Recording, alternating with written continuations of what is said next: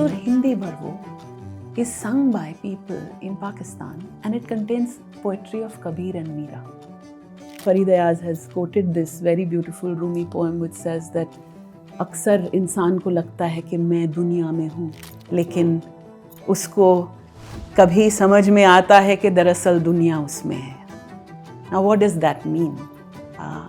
It means that we do, in some measure, create our realities. And I feel at liberty to play and to sift, to reinterpret, retranslate, to make it suit my sensibility today.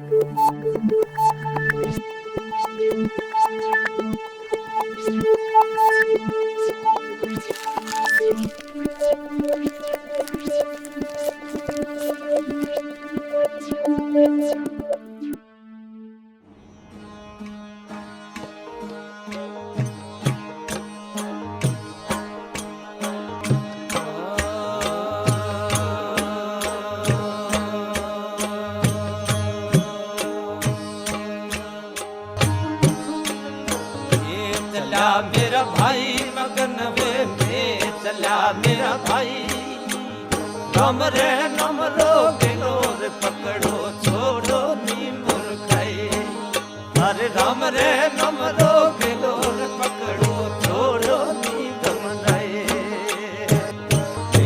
चला मेरा भाई मगन वे में चला मेरा भाई राम रे नम रोगे लोर पकड़ो छोड़ो अरे राम रे नम रोगे लोर पकड़ो छोड़ो नी गंगाए ये चला मेरा भाई मगन वे में चला मेरा भाई राम रे नम रोगे लोर पकड़ो छोड़ो नी मुर्खाए अरे राम रे नम रोगे लोर पकड़ो छोड़ो नी गंगाए. I think that figure is not me.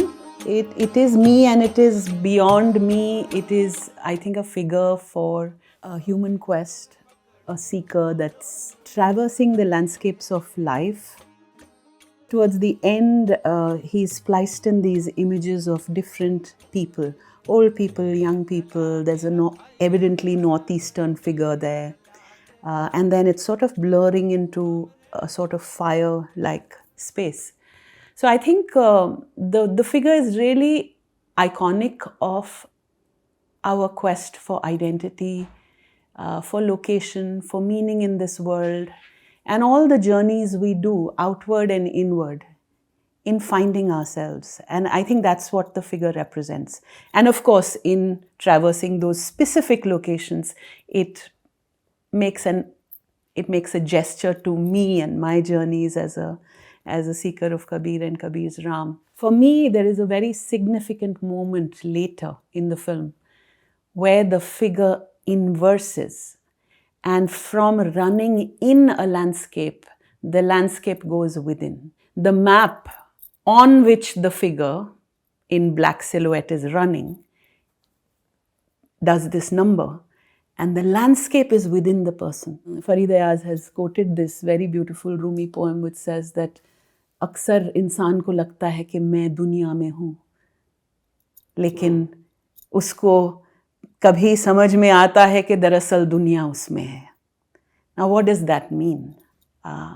It means that we do, in some measure, create our realities in a sense that our gaze on these landscapes participates in the creation of reality. So it's got all those shades, that running figure. And there is a sort of urgency in that. There is a sense of fear even, like running for your life. So I think it captures the the anxiety of the human quest at some level to find a location.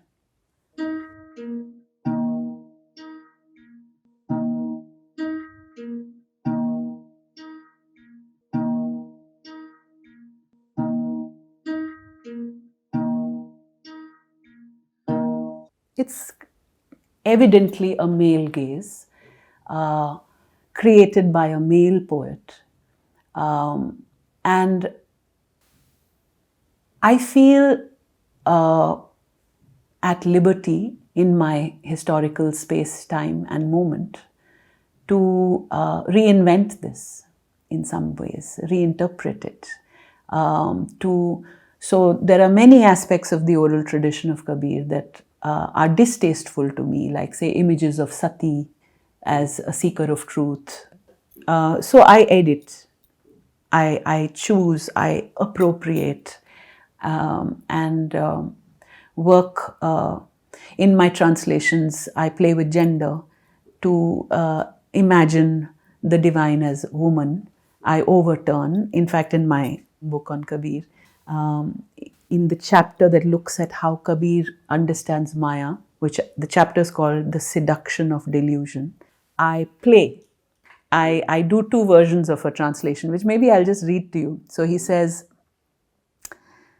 Kabir Maya Mohini, मोहे जान सुजान, भागे हूँ छूटे नहीं, भरी भरी मारे बाण. So I say, okay, staying true to Kabir's gender, I translate it as fallacy is a femme fatale. She seduces all men, even the wise. They scramble but cannot escape, being nailed by her arrow's strike. And then I get playful and I say, hey, let's imagine Maya as that dangerous rake, that irresistible guy who's inappropriately flirting with you. You can't resist it, right? So I say, fallacy is a dangerous rake. He seduces everyone, even the sage. They scramble but cannot escape, being nailed by his arrow's blade. Okay? So you play, you reinvent. And I think for me, what I have understood is that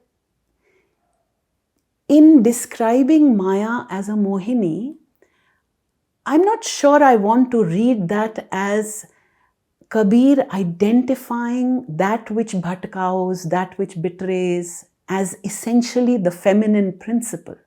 I think what he's saying is that that which is seductive is delusion. It's not about that which is feminine is delusion, right? And in fact, I would say at this historical moment where we are free to explore our genders and queerness and multiple sexualities, we needn't be offended by a woman who's attracting us, even as women, right? That image is not so impossible. I could be very attracted to a woman, and she represents, therefore, so the focus really here is recognizing that delusion is immensely pleasurable, immensely seductive, and gives you so many rewards in the short run, but really is undependable, and the bubble bursts for sure in the long run. So recognizing the lure of our own fallacies, our own inability to be honest and clear-gazed, is the thrust of this poetry. And I feel at liberty to play and to sift, to reinterpret, retranslate, to make it suit my sensibility today. I think my arrival into a spiritual way of understanding myself and the world came resolutely from a space where I identified myself as a feminist, as a woman, And while that socio-political gaze, or a gaze that saw the nature of hierarchies created in society on account of gender, is so internalized that I think that stayed as a lens, even as I was traveling and shooting in an essentially male-dominated world of qawwals and men's mandalis. I've spent much time hanging with men's mandalis and male qawwals with women safely tucked away in their zananas, or occasionally dipping into the spaces where all women groups will cluster and sing their spiritual songs, embedded a lot more in narratives of the wedding and the pihar and the sasural and all of that. I don't think I ever shed the gaze of the feminist, and I think in trying to understand, say, a broadly human quest,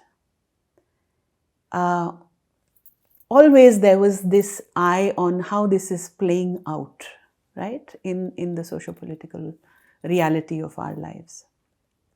But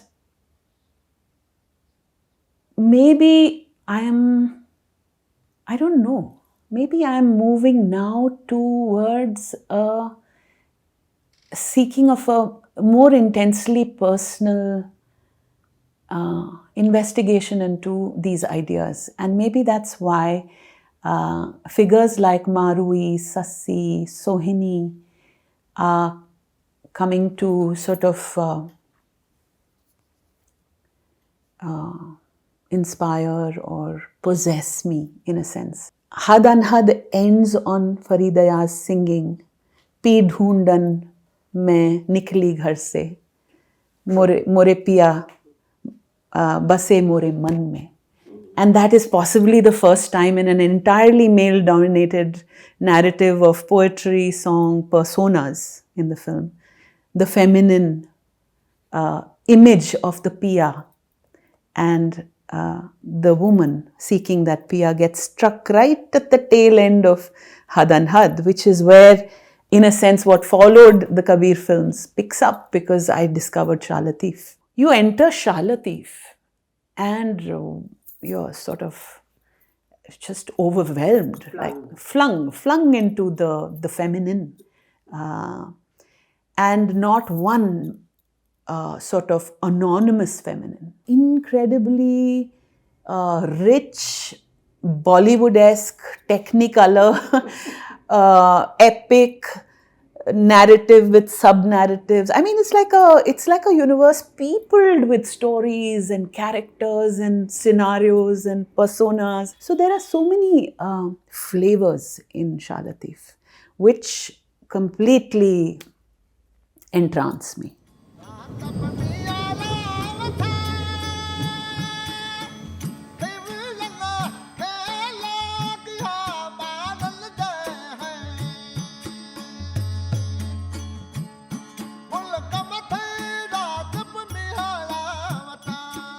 Marui is a simple village girl, a rabari. In some tellings of the tale, she's a nomadic community girl from a village who captures the heart of a neighboring king, Umar. And he asks for her hand in marriage, and she says, sorry, not interested. And he kidnaps her and takes her and imprisons her in his fort and keeps wooing her to become his chief queen. And she keeps saying no. And she keeps remembering where she's come from. And that her land is Malir. And she keeps yearning to return to her homeland, Malir, trapped in this fortress. Eventually, the king is exhausted by her steadfastness and her refusal of his advances, and he takes her back. And that's the story. Now, there are many ways in which this story has different strands, flavors, details, including a chastity test that she's made to go undergo when she returns to her village because she was betrothed to someone. And when she goes back, they say, but you have cohabited with the king. So she goes through a chastity test and comes through clean, and she's repatriated to her community and people.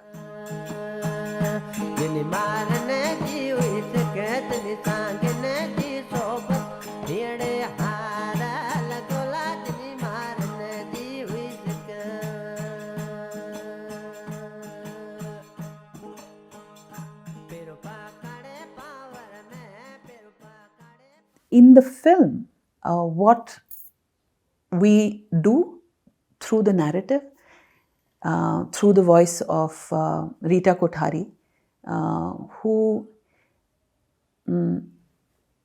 reads in an extremely powerful way the narrative of Marui as emblematic of her own personal search for identity and a reclaiming of her Sindhiyat, a recognition of the kind of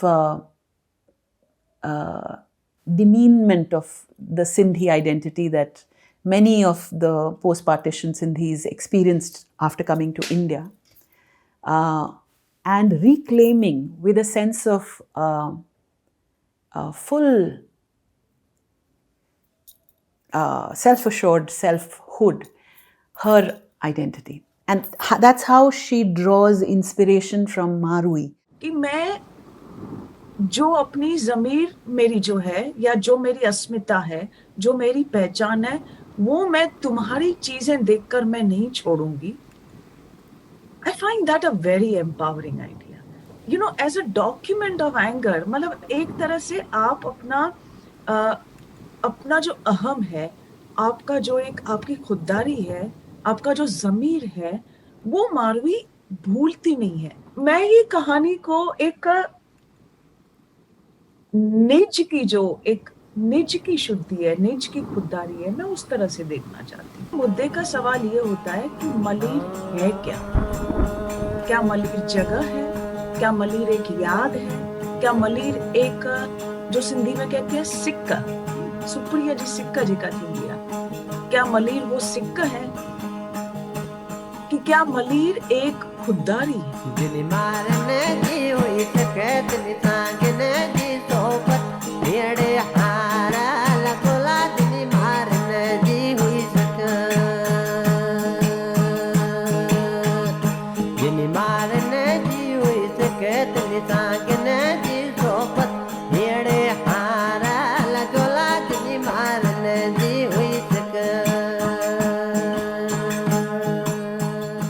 Interestingly, there is another layer that comes in to this, which I think is also very close to Shah Latif's own reading of this tale, which we explicate through the film through the figure of Abdullah Hussain Turk, who is no more now, but he opens up this idea.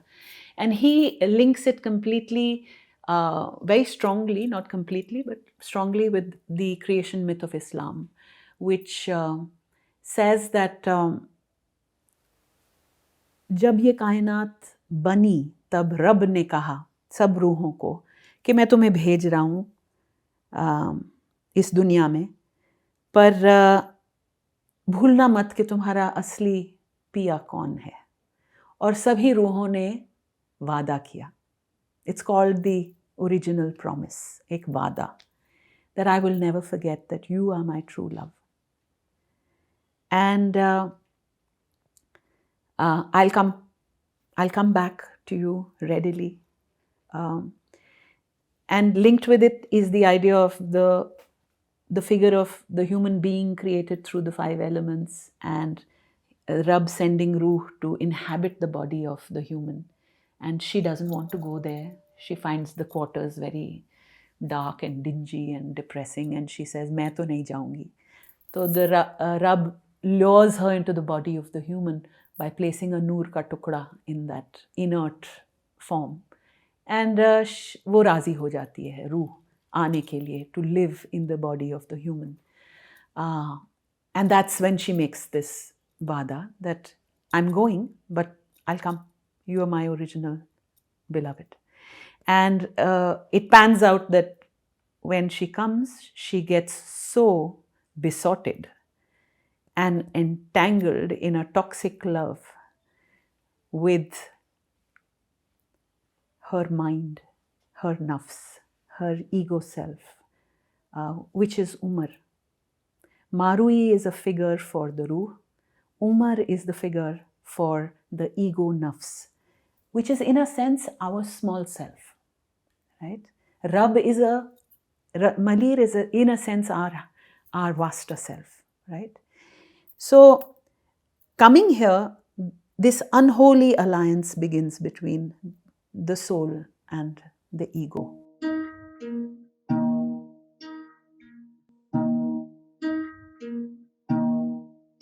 And I see this in a lot of poetry, this holding together of an earthly beloved and a divine beloved, if you will. It's a very interesting holding together of both realities. And I have seen, even in Malwa, hanging out with women's groups, how this divine beloved becomes a palpable source of strength for women as they struggle with the fallibility of their male husbands who are the lot of their lives, right? You know, it brings to mind Mahadevi Akka also saying, take these men who decay and die and feed them to the kitchen fires. My beloved is Lord white as jasmine. So this holding together of two beloveds is what begins to happen. I have witnessed, and I feel it also in me, this cocking a snook at this whole patriarchal formula that it takes a beloved to complete you. So it does give you very interesting sort of power, autonomy, if you can feel that sense of the beloved within, okay? Or it's not easy, and I don't even think it is either or. I think it's like we were talking earlier.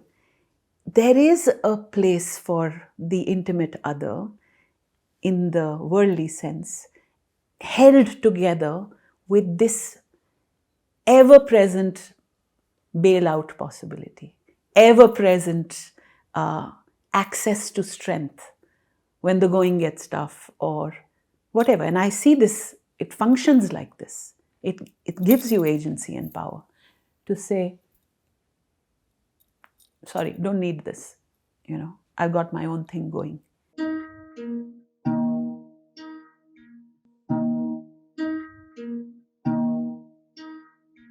I have seen how the same idea functions at the level of the caste issue, say the Dalit identity. I have seen how mandalis of Dalit youth will get up and sing and dance with a sense of abandon to Kabir bhajans. And on the wall you will see juxtaposed with each other two paintings, one of Baba Ambedkar and the other of Kabir Sahab. At some level, this is a conundrum. This is what I called it after Rita and I finished our conversation online. And we agreed on this, that there is a conundrum here. The spiritual impulse will ask you to give up this identity that you are claiming to find selfhood. This is a fundamental paradox. Initially, when you come to this paradox, you are confused. Like, am I supposed to assert my identity or am I supposed to give it up? Hey, what am I doing here? And at some level, it feels like a terrible contradiction in terms to use the words of a Sufi to assert your identity as a Sindhi.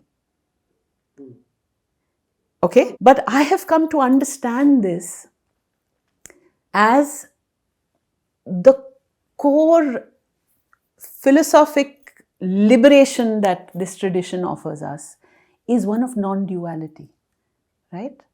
Non-duality means you don't have to choose one or the other. You can hold both. You can find a home in that slippery in-between space, between yes and no, between two poles of a dual understanding of the world and ourselves. So I am both Dalit and beyond Dalit. And when I asked those Dalit youth in that satsang, that, because there are many strains in the Dalit movement where a lot of youth will see bhajan satsang and picking up manjiras and doing ting ting as an escape from social reality. You have to get up and assert your identity and fight those battles to change your reality. And this feels like a retreat into acceptance. We are talking about traversing socio-political borders. We are talking about traversing gender borders. We are talking about traversing metaphysical, spiritual borders, all at the same time.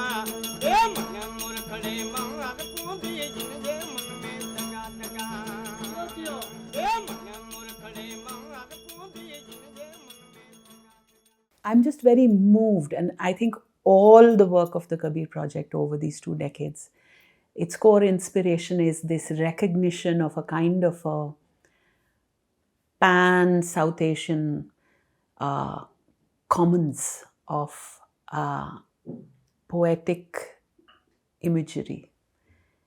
The images are so pan.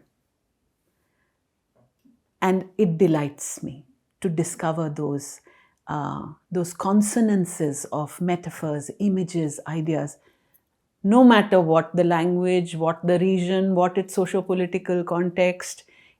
You can hear the same image of a Hans and a Mansarovar in Shah Latif's poetry, in a Kabir, in a Baul song.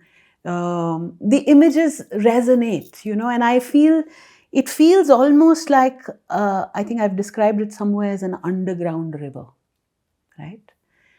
On the surface, there are signposts in alien languages and dams and disputes and water barricades and checkposts and barbed wires. On the surface, we create all this.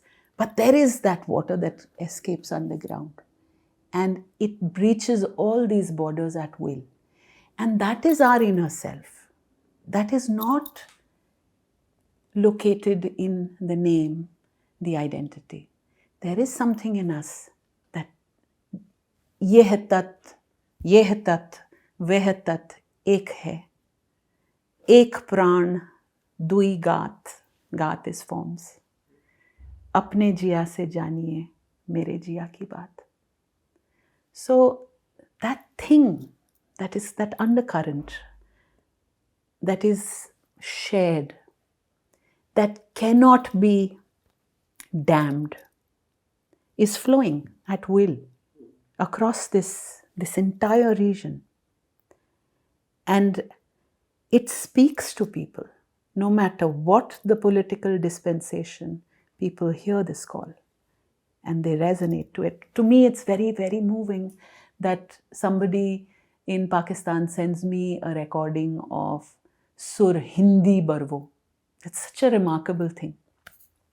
In Shah Latif's poetry, there are chapters, surs.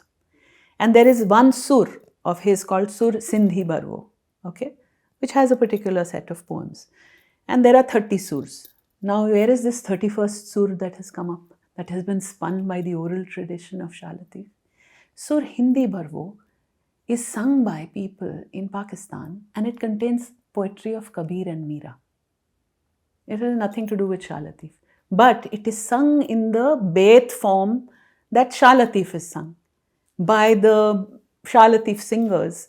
And they are singing Hindi poetry from across the border and calling it Sur Hindi Barvo, you know. So this call, these guys are not fear mongers, they are love mongers. And people respond, they buy these wares, they apnao them, they sing them, they don't, they cannot resist.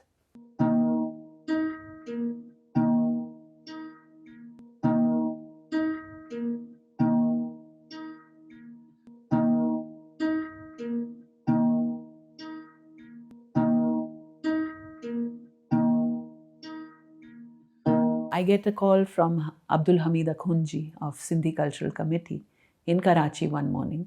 I don't know how he found the number. And he says, I have your book in my hands. I have bought out all the copies and shared it with my friends. And we would like to publish this in Pakistan. Cut to a year later, we managed to get the rights to give them the permission to do that. And it has been published there. And now in online Zoom meetings, which I may have, I see many Pakistani people logging in. And it's very moving to see them holding the book in their hands and saying, we are reading you here.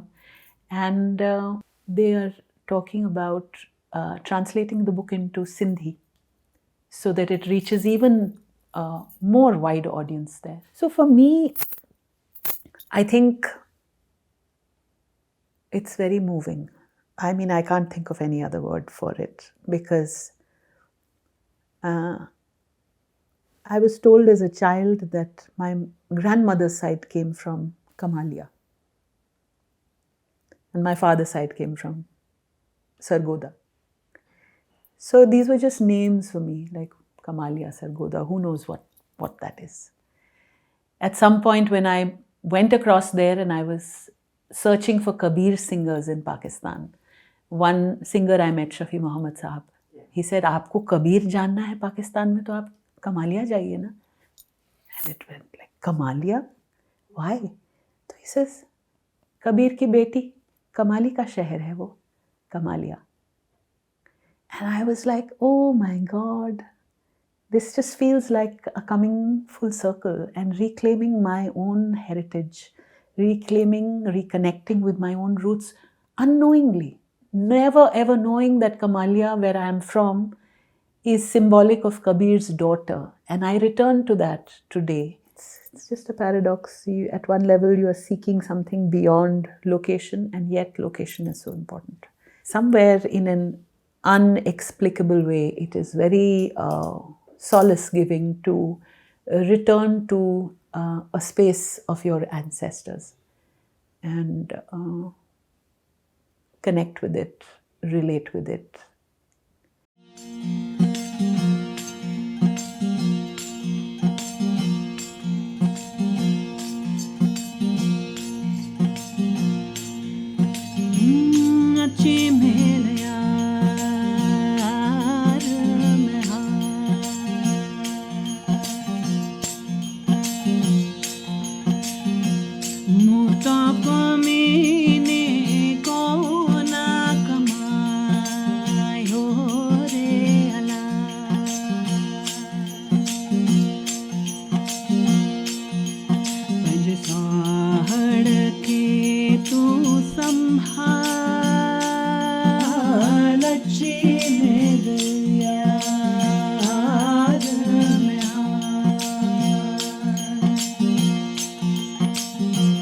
Mota